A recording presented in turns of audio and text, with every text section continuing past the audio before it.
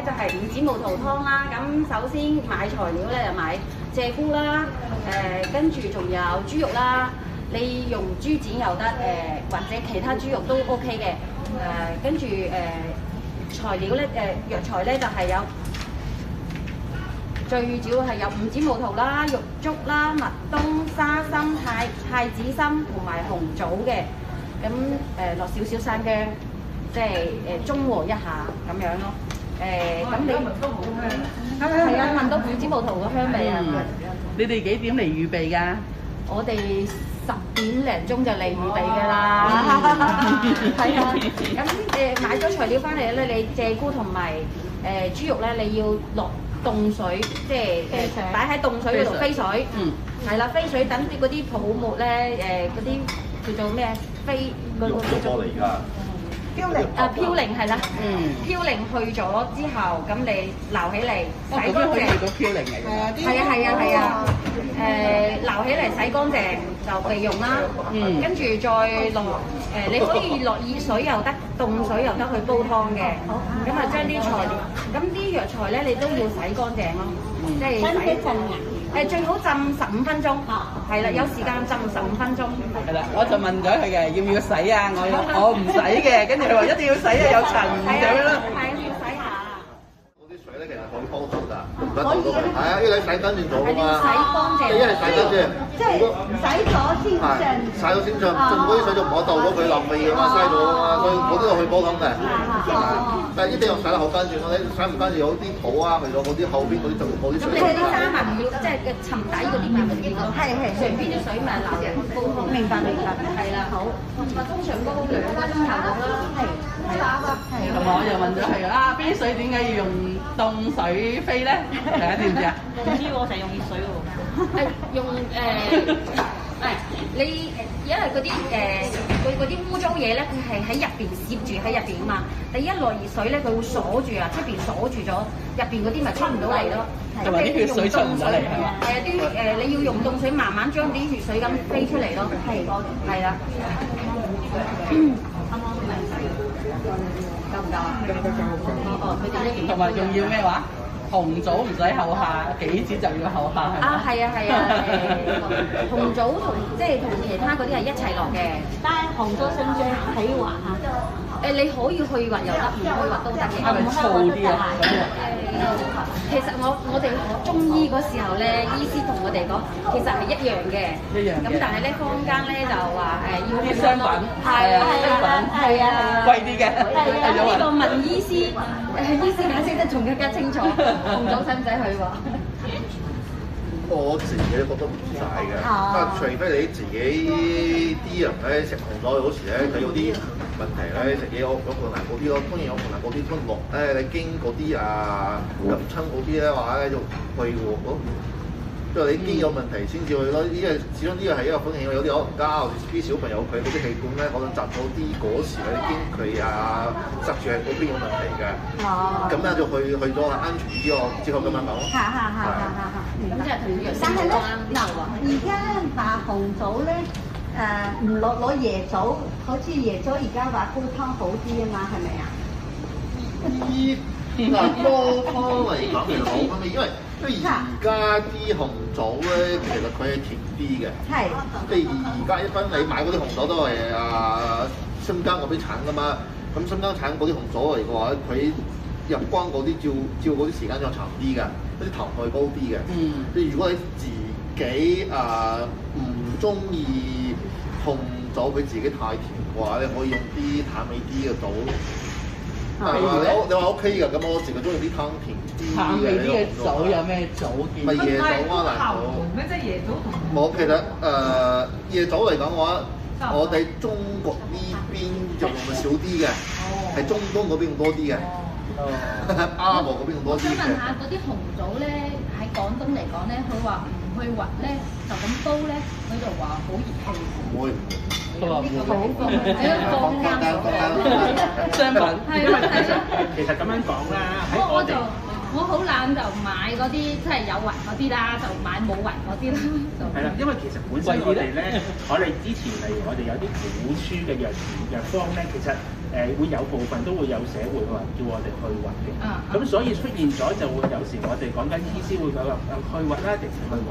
咁其實雞媽媽你試唔試啊？係啦，咁啊，所以其實嘅話咧，就好多時咧就睇翻嗰條方啦，我哋睇翻嗰條方，可能要傳統有時有啲做咁樣去核，有啲就未必會去核。咁其實喺而家現代科學嚟、現代藥理嚟計嘅話咧，其實基本上咧就基本上去核同去核相差唔係好大，係啦。咁其實嗰個燥性，咁其實因為其實燥性好多時我哋都係講嘅係我哋嘅內觀，我哋嘅感念去做，係啦。咁所以就係話要真係會睇翻到時嘅身份，到時你嘅身體狀況，可以問翻即係 TV 顧客跟住翻嚟直接講，去大家去點樣去調整翻嘅啊，即係。商品為一定上，二來就係話我哋點解會有個去核嘅古仔咧？係因為我哋有啲方係曾經寫過，要大早去核。咁亦都咁講啦。頭先阿楊醫師都講咗啦。喂，原來椰棗其實本身咧，我哋講緊中國傳統醫藥啊嘛。咁以前咧，我哋中國未必有椰棗。咁我哋好多時會講緊除咗用紅棗之外，仲有就大棗啊，藍棗係啦，藍棗同大棗，即係我哋叫黑棗啦。係啊係啊。係啦，咁其實大家個藥性都有少少唔同。咁我哋亦都會講翻每一樣藥上邊咧會有顏色噶嘛，咁顏色就會展示翻佢我哋嘅唔同嘅作用。例如紅色我哋入我哋心啊，補氣補心啦。咁黑棗咁可能就會講咧同我哋嘅神經啊，有啲咁多啲，咁所以就會有唔同嘅功效。所以就會喺唔同嘅情況之下，我哋就用唔同嘅種，係啦。咁呢啲就可能即係會因應翻時，因為我哋講天時啦、地利啦、人和啦，我哋成日講緊3樣嘅幾樣，係啊。Lucy 仲有啲乜嘢？係啊，咁冇乜嘢啦。係啦，咁我哋咧其實基本上你見到啦，呢個我哋今日好靚嘅湯係咪？好多時我哋都講緊。咁我哋通常我哋係啦，咁我哋五指毛頭啦，咁樣啲大家見過五指嚟嘅，咁亦都有啦。呢個麥冬，我哋通常好多嚟講叫做川麥冬，咁川麥冬啲呢個好似呢個搣開咗，因為咧呢個太大，因為其實就我哋好多時會有心，即係有心，我哋。麥冬通常入邊有心嘅，咁我哋咧叫做麥冬。有好多時咧有其他咧我哋會有啲人撈亂，有啲撈咗其他嘢落去就唔係麥冬，咁樣會冇心，係啦。咁呢啲又可以留意下啦。咁另外我哋就用太子參啦。咁太子參有道好咧，就係話相對嚟講，佢嘅有補益性，但係就唔係好強。因為好多時我哋人參咧，唔係好多時我哋用好多人參嘅，人參真係要大補元氣，真係回陽化回陽係啦，即係我哋叫做一啲比較大補啲，先至會用到人參。我想問下咧，嗰個太子參咧，小朋友可唔可以飲？太子參咩叫太子參？太子係即係咩？皇帝之後係咩啊？至太子嘛。唔係因為佢哋可能落緊藥嘅小朋友想問。係啦，因為其實就太子。唔好意思啊，我想問咧，你講普通話得唔得？因為可能你哋得唔得普通話？有很多聽不懂。我得唔得？不怕這藥，太子參對小朋友來說是沒有，因為小朋友他整體來說的話，你就算用補藥的話，也不可以用那種藥性太強的補藥，所以像一些人參啊或者西洋參啊，基本上小朋友是不可以用的。那太子參第一，它名字為什麼太子參？剛剛我們的這個中藥師都講過了，它這個。太子是給以前皇帝的孩子用的，所以它是傳統來說兒科裡面如果不能用黨參、不能用人參、不能用西洋參的情況，一般會用太子參。那可以用對吧？對，可以。可以用。對。而且就說不能用參，如果什麼參都不能用，我就覺得，這個太子參可以用嗎？我也不知道。首先呢，你是煲湯來說的話呢，你一個3人份的湯，你太子參這次3人份湯是用的是5克，5克其實是一個很少的一個用量了。我們臨床上面一般來說，小孩看年齡的，小孩用量要減半。一般成人太子參你用到15克沒有問題，那你小孩減半的話7.5克一次用。但是你煲湯，你其實有的人也不會吃湯渣的，所以你煲湯來說，相對來說你的含量其實還要再小。对對，因为我家婆就说太子参很好，所以我说但然后呢是適合小朋友一點，对因為其實小朋友他本身生長發育速度非常快，他本身是不缺這些，那有些問題可能會令到他缺，他通常來說不缺氣血的，他自己長得就像你們長得非常快，所以你就不能夠拔苗助長，你拔苗助長反而可能有出問題，所以你就算補也是溫和的平的血液。就是有時候要包一下嘛，我想。對，可以。謝謝。咁然之後肉咧，好多時我哋講緊個肉咧，點解我哋今日會用鷓鴣咧？係啦，咁因為其實本身就係話，我哋好多時會用啲咩嚟煲湯啊？用雞啦，我都會得用鷓鴣。係啦，有時我哋會用雞啦，用瘦肉啦，又或者我哋雞都有好多種，係咪啊？我哋有好多肉嘅雞啊，係啦，我哋亦都有呢個走地雞啦，亦都有烏雞啦，亦都有文炒雞、果蓮雞。嚟知㗎，咁其實就係亦都係鷓鴣啦。咁相對嚟講咧，雞嚟計，我哋好多時會用烏雞會比較好啲啊。烏雞係補氣會多啲嘅，係啦，特別你平時買翻嗰啲清遠雞啊、文昌雞啊、象寶特別嗰啲雞咧，其實都係偏補嚟㗎。但係咧，嗰啲雞咧，或者係嗰啲唔係嗰啲雞咧，其實係補氣血多啲嘅，同埋咧雞係咁樣咯。係啦，咁啊所以佢補方面就唔係好強啊，其實。係啦，咁啊所以相對嚟講咧，鷓鴣啦、鷓鴣或者我哋叫鵪鶉啦，咁都佢滋陰性咧就會比較高。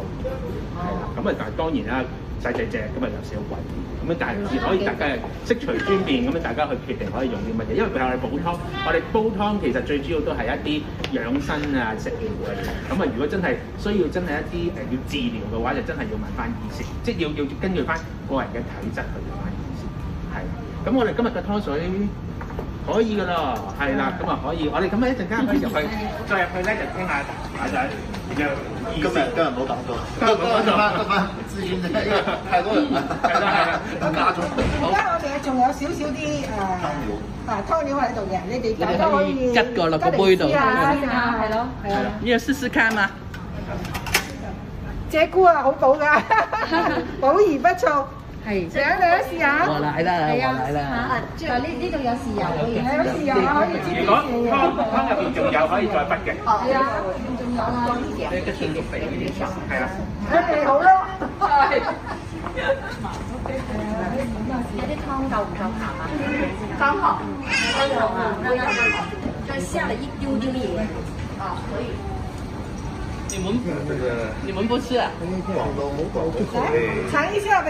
鹽會少一點。對女士好。我想問下咧，夜市咧，我買雞咧，買件碗之前係咪好啲咧？係，即係你嗱，你買雞煲湯嚟講嘅話咧，一定係唔可以買嗰啲，我講係肉雞嚟㗎。肉雞就係而家我記得最快差唔多20幾天就可以出嚟㗎。嗰啲就最嘅煲湯嚟講係最差嘅。咁佢嗰時佢唔一定係打到激素嘅，有時咧佢自己個品種就係嗰啲長得快啲，所以佢出嚟快啲嘅。但係你真係煲湯嗰啲雞嗱，如果你自己中意偏補啲嘅話咧，你買嗰啲大啲嘅母雞咯，我講老母雞嚟㗎嘛，雞湯嚟㗎，母雞湯嚟㗎。一係咧係買嗰啲走地雞啊或者果園雞咧就好啲，係啊，即係嗰啲用嗰啲我哋自己作出嗰啲料去餵佢嗰啲雞就唔。其實係差啲嘅，佢自己租雞組食蟲仔啊嗰啲就好啲咯，係啊。